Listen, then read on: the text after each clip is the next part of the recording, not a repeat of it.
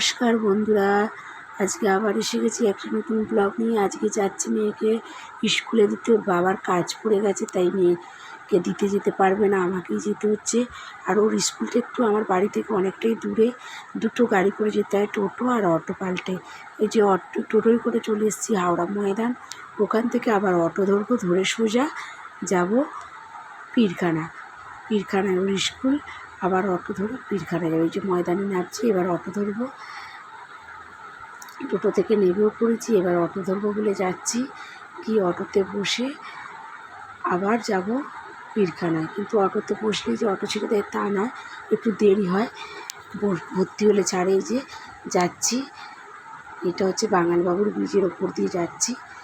আর স্কুলে যে ঢোকার পথে বৃষ্টি এসে গেছিলো, বিয়ে তাই ছুটে ছুটে স্কুলে ঢুকে গেছে। আর ওদের ওই স্কুলের সামনে একটা কৃষ্ণ মন্দির আছে। আমি আবার কৃষ্ণ মন্দিরে গিয়ে একটু নমস্কার করে বাড়ি এলাম। কেমন লাগলো বলো